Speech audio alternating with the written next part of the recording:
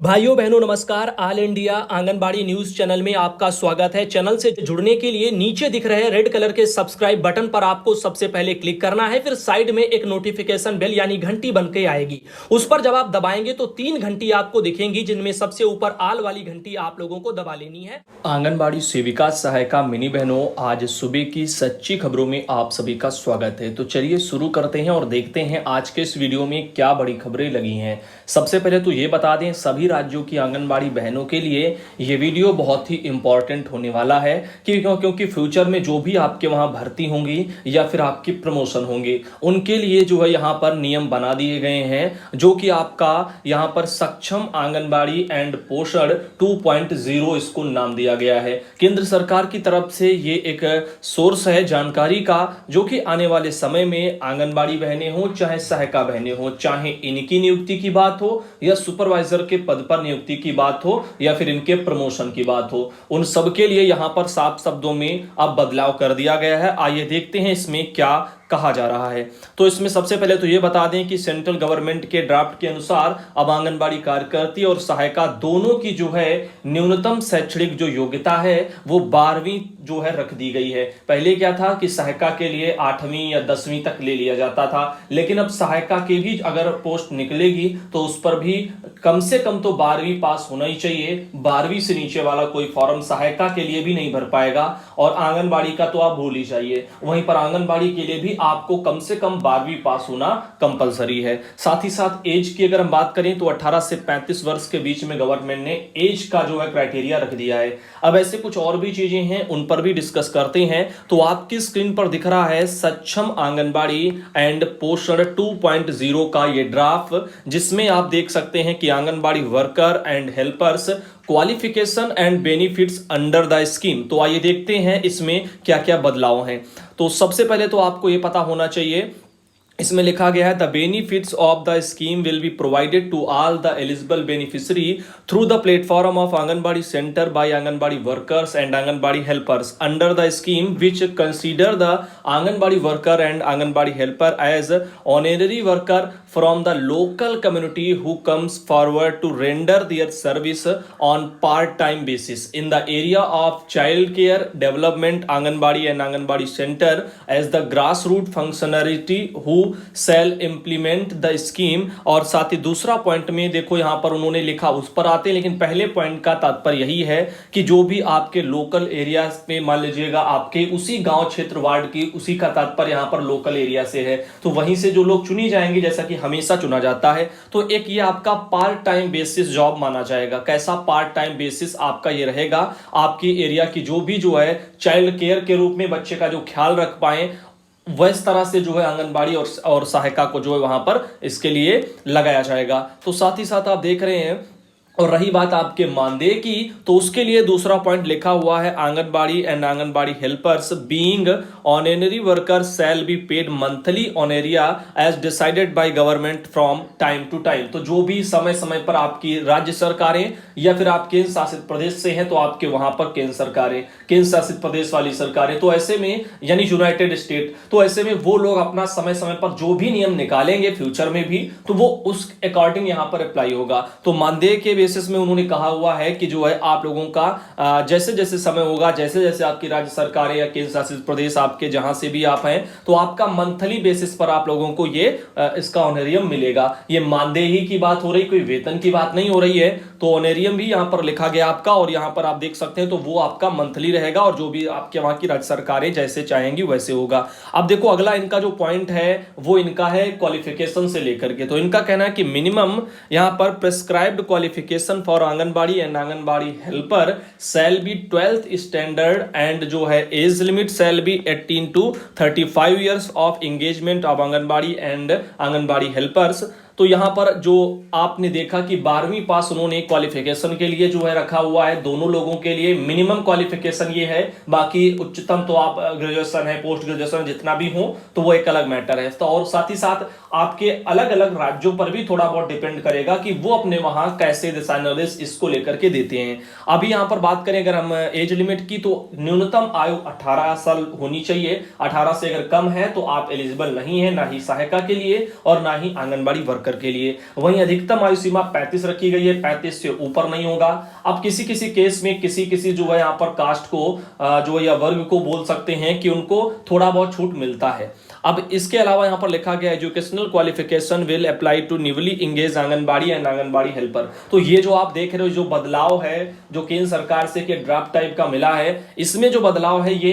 नई वैकेंसीज पर लागू होगा जो अभी फिलहाल के लिए आएंगी। तो जो भी अब नई जो है आंगनबाड़ी हेल्पर बनेंगी उन पर यह लागू होगा। आगे है the retirement age of anganwadi worker and helper shall be decided by the concern state government and United जो है एडमिनिस्ट्रेशन। तो यहां पर साफ शब्दों में कह दिया है आपके रिटायरमेंट को लेकर के कि रिटायरमेंट पर भी जो है आपकी जो राज्य सरकारें हैं और आपकी जो है यूनाइटेड स्टेट हैं यानी कि आपके केंद्र शासित प्रदेश वाली सरकारें हैं, तो वो अपना डिसाइड करेंगी और वही डिसीजन लेंगी कि आपको किस एज ग्रुप में रिटायर करना है और कब रिटायर करना है। ज्यादातर केसेस में आपको 62 जो है साल से रिटायरमेंट देखने को मिल रहा है। ठीक, आगे देखिएगा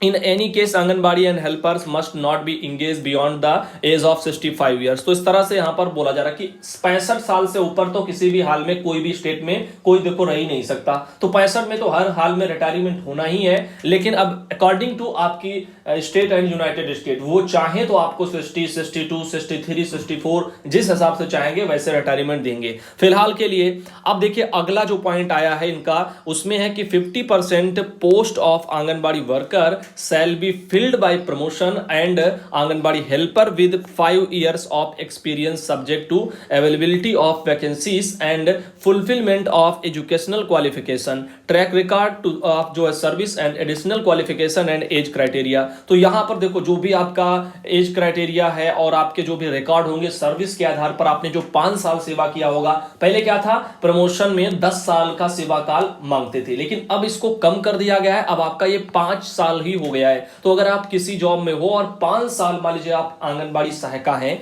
और 5 साल अगर आप जो है जॉब कर चुकी हैं तो आपके प्रमोशन के जो चांस हैं वो बनते हैं। बाकी आपका जो क्राइटेरिया है आपका वो क्वालिफिकेशन का 12th एटलीस्ट पास होना चाहिए, तो वो आपको जो है फॉलो करना होगा। और उसके अलावा जो भी हैं जैसे आपका ट्रैक रिकॉर्ड सर्विस का अच्छा होना चाहिए और उसके अलावा जो भी हैं। तो इस तरह से आप देख रहे हैं ये। और बाकी 50% जो पद हैं जैसे कि अगर हम बात करें आंगनबाड़ी जो है यहाँ पर चाहे हेल्पर की चाहे किसी की भी, तो वो दोनों केसेस में क्या है प्रमोशन से भरे जाएंगे। 50% वैकेंसीज यानी पद जो है वो आपके प्रमोशन से भरे जाएंगे और 50% जो है वो आपके डायरेक्ट भर्ती निकलेंगे उससे कराए जाएंगे। तो यहां पर एक तो कम से कम बड़ा पॉइंट मिला है, लेकिन यूपी में अभी जो आप देख रहे हैं वैकेंसी आई हुई है सुपरवाइजर की, उसमें इसका पालन नहीं हो रहा क्योंकि अभी प्रमोशन हुए नहीं है। और हुए भी हैं कितने पदों पर हो रहे हैं वो भी 2017 के, उसमें भी जो है जो आपके पद हैं उनमें काफी फेरबदल है। 50-50 होना चाहिए था सीधी भर्ती और प्रमोशन का, लेकिन ऐसा कुछ भी देखने को नहीं मिल रहा। फिलहाल के लिए ऐसे नियमों का उल्लंघन हो रहा है। अब यूनियन को मेन मेट्रो पर चाहिए कि पुराने रिकॉर्ड खंगालें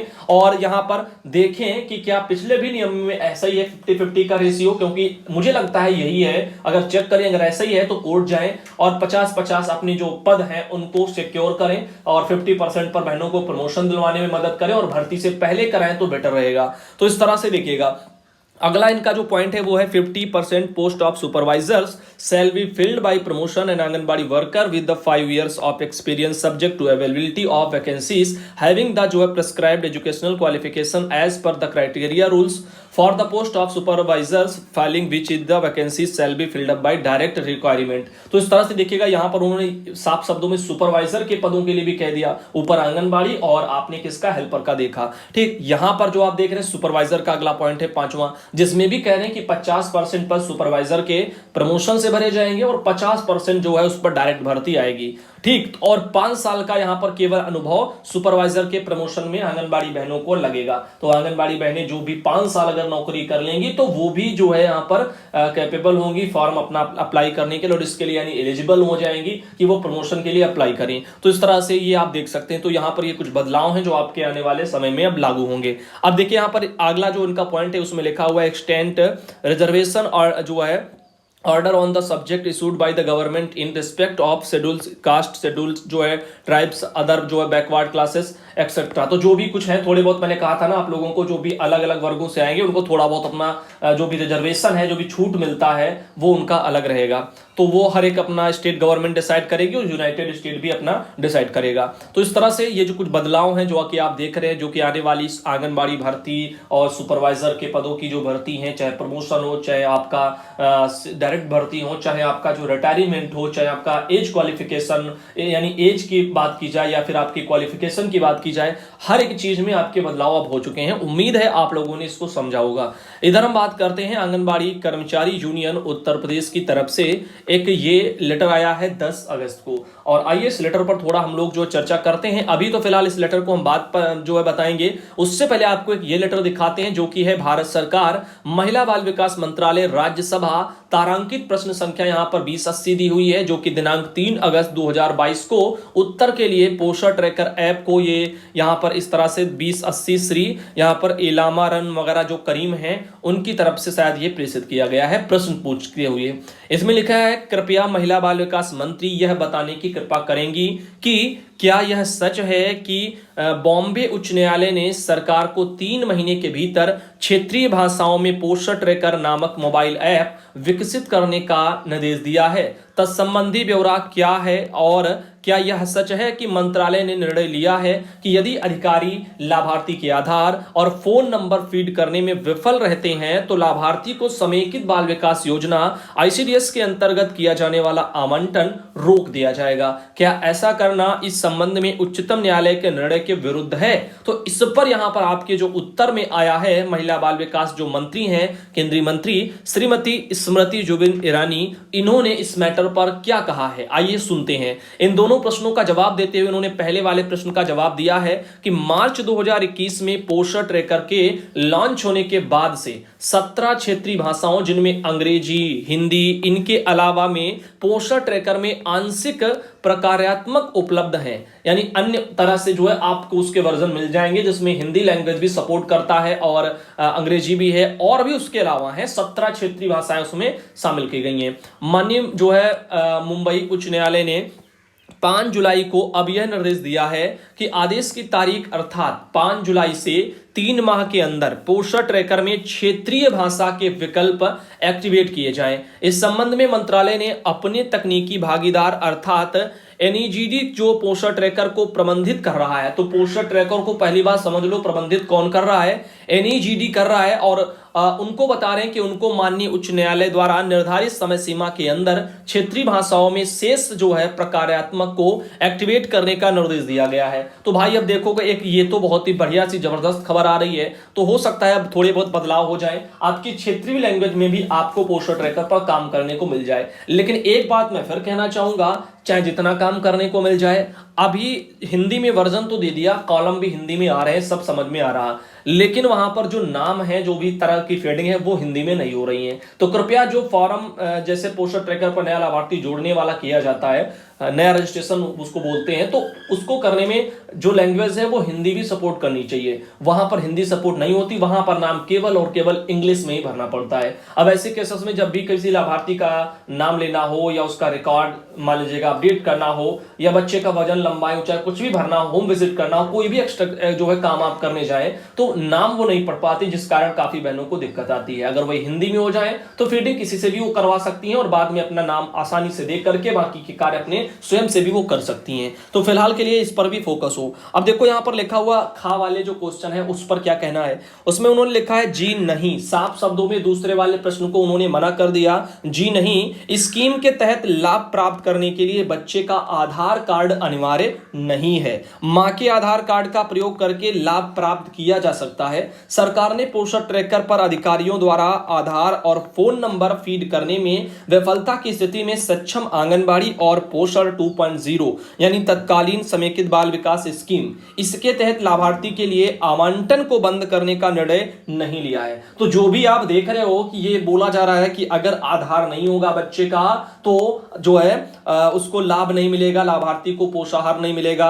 बजट उसका बजट का आवंटन नहीं होगा, इस तरह से सब चीजें निकल के आ रही हैं। जिस सवाल पर भी जवाब देते हुए आपकी श्रीमती स्मृति जुबिन ईरानी ने साफ मना कर दिया कि ऐसा कुछ भी नहीं है, बच्चे का आधार नहीं है तो उसकी मां का आधार लग जाएगा और उससे सब कुछ हो जाएगा और आवंटन किसी भी लाभार्थी के लिए बंद नहीं होगा, ऐसा कोई निर्णय गवर्नमेंट ने नहीं लिया। तो ये तो कुछ हो गया जो कि आप लोगों के लिए अब बहुत ही साफ सुथरा हो गया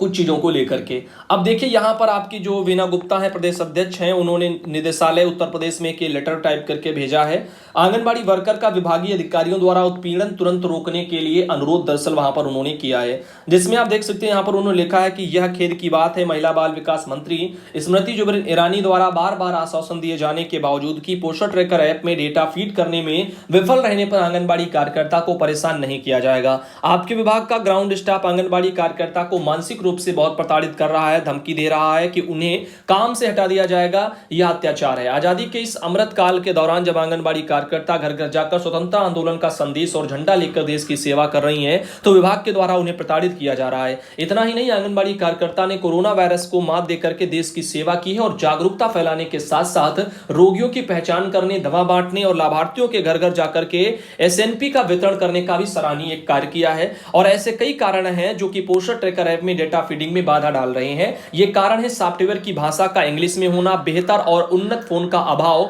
सुचारू नेट कनेक्टिविटी और जो है वो बाधा, और यहां पर वर्कर्स को ट्रेनिंग ना दिया जाना। अभी भी बहुत से जिलों में फोन नहीं दिए गए हैं और जहां पहले दिए गए थे उनकी गुणवत्ता बहुत घटिया है। अनेकों की बैटरी फट गई है, बहुतों में यह ऐप इंस्टॉल ही नहीं हो रहा है। इन मुद्दों के बारे में हमने आपको कई बार लिखा। महाराष्ट्र उच्च न्यायालय ने भी दिनांक 5/7/22 के एक निर्णय में सरकार को 3 महीने के समय के सीमा के भीतर ऐप के सॉफ्टवेयर की भाषा को क्षेत्रीय भाषा और हिंदी में बदलने का निर्देश हाल ही में केरल के सांसद ई करीम द्वारा उठाए गए एक जो है संसद प्रश्न के उत्तर में डब्ल्यूसीडी मंत्री स्मृति ईरानी के द्वारा यहां पर आंगनबाड़ी बहनों के जो है यहां पर उनमें लाभार्थियों के लिए आधार अनिवार्य नहीं है, इस पर जो है यहां पर एक जानकारी आई। हम आपसे अनुरोध करते हैं कि विभागीय अधिकारी और आंगनबाड़ी श्रमिक इनकी मानसिक जो इनको प्रताड़ना और उत्पीड़न को तत्काल रोकने के निर्देश दिए जाए और कार्यकर्ता की छटनी की जाती है, उन्हें निकाल दिया जाता है तो यूनियन की जो है सड़कों पर संघर्ष करने को मजबूर होगा, क्योंकि यह धमकी और उत्पीड़न पूरी तरह से अनैतिक और प्राकृतिक न्याय के कानून के खिलाफ है। आपके अवलोकन हेतु सांसद ई करीम के प्रश्न और महिला बाल विकास मंत्री के उत्तर की प्रति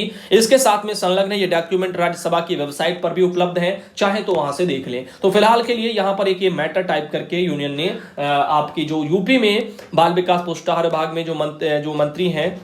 या निदेशक कह सकते हैं, निदेशक को ये लेटर वहां पर भेजा गया है। तो जो भी है आप लोगों ने देखा एक बढ़िया सी जानकारी आज के इस वीडियो में, और आज का वीडियो यहीं तक। इस जानकारी को रूपाली बहन आती